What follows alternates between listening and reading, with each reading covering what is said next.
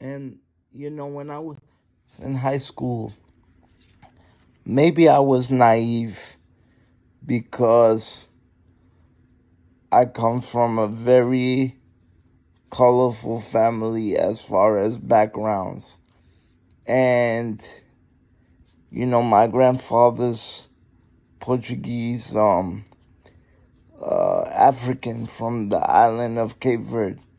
And we have Spanish in our family. We have Italian in our family. We have black in our family. We have white in our family. We have Portuguese in our family. We have Cape Verdean in our family. So for me, color and race and where you come from and creed and religion has never been an issue.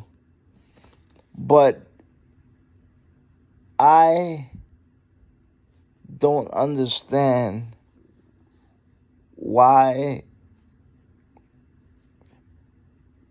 because I think that in my selfish, childish mind, I feel like everybody should be over the bullshit. We're all people. We all bleed. We all breathe. We all take a shit in the bathroom.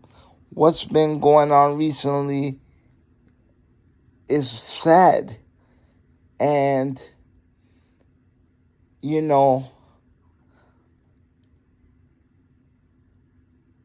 for the past couple of years, but not only the past couple of years that it's been highlighted, but for the decades and for thousands of years, people been hating on other people because they're different. And nowadays, it's everybody that are hating on everybody. And it's just wrong, man. It's just wrong. I tell you something. I like the girl that I was telling you about, and she was my first kiss. And I tell you something. Since I have a language of my own besides English, several, I found it so sexy in my 14-year-old mind that this 17-year-old girl, yeah, she was older, could speak her French dialect of Creole. I am also Creole, Portuguese Creole. But when I would call her house, her aunt and her mother were very, very rude. Hello, who's this? And hang up on you. I guess obviously I wasn't Haitian, so they didn't want to speak to me. She yelled at me, made me cry. It's all right. I'm the type of guy that when I meet parents, even up until this day, I'm a grown man, I'm very respectful. And they just didn't give me a chance. In that very same school, there were people to get the lunch for the students that couldn't really get online.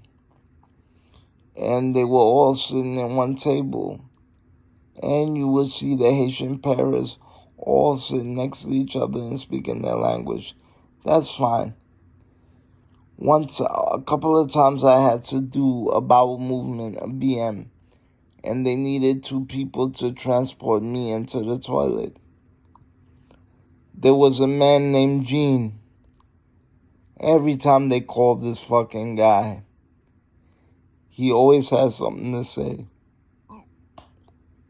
But what pissed me off was, fast forward, I was graduating a month before,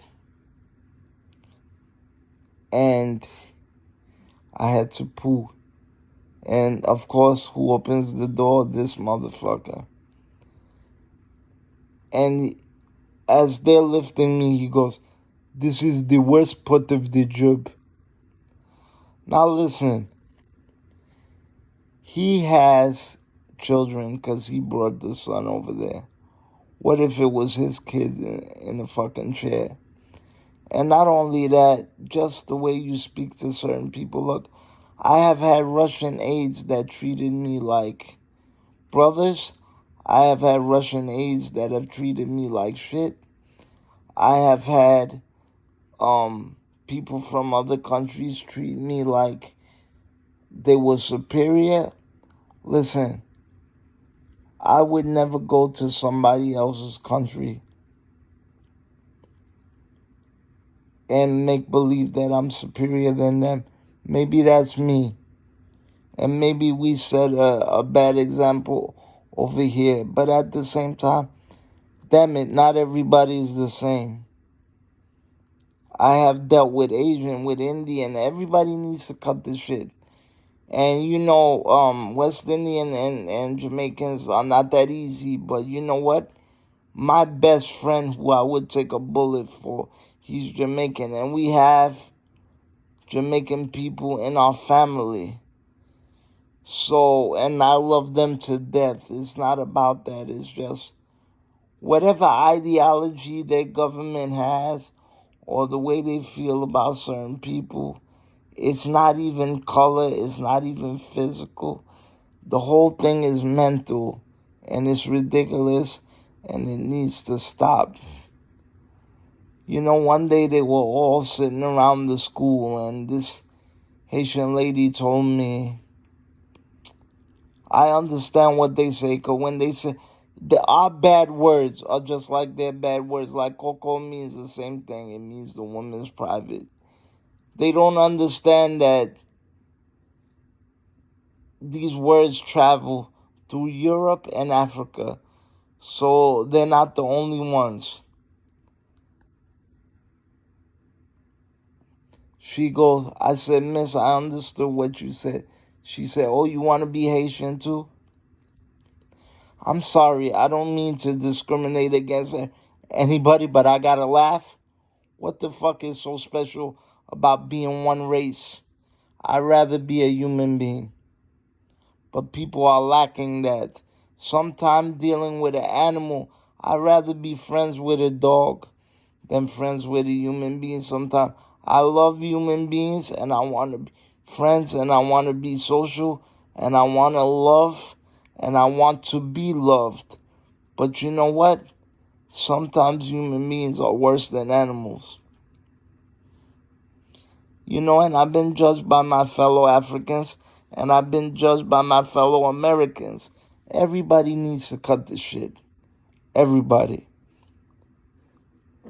The worst part about it is that I've seen it firsthand. I've been to numerous rehab centers. Just because somebody's a little lighter than you, a little darker than you, whether they're the patient or whether they're the person giving care, don't look at color. Don't look at color. I've seen people comment and mistreat people because of their color, and it's wrong. Nobody can help what they're born. Nobody. Look,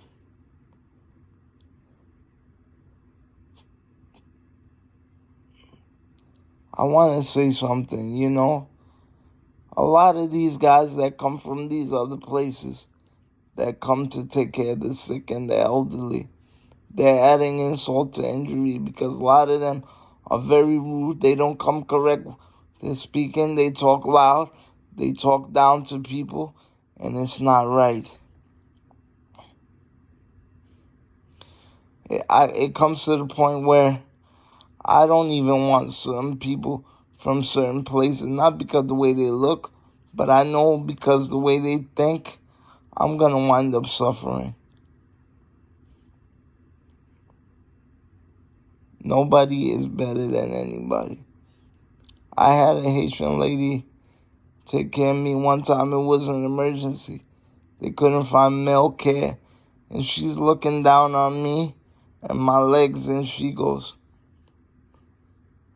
oh, well.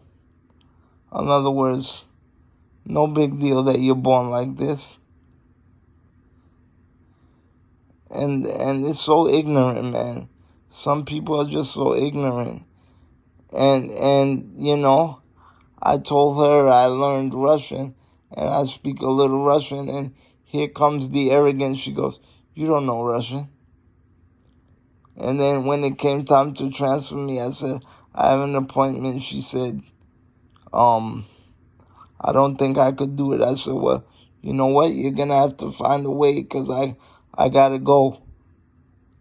Then she was asking for a motorized chair. Doesn't matter what the patient has. Work with it. And then she goes, "Maybe next time I'll come on a day when you don't have school or something, or you use the motorized," because she didn't want to do shit. What I want to say is, long story short, I've been judged all my life. I love everybody. I just wish people look at me the same way. You understand? I wish people look at me the same way.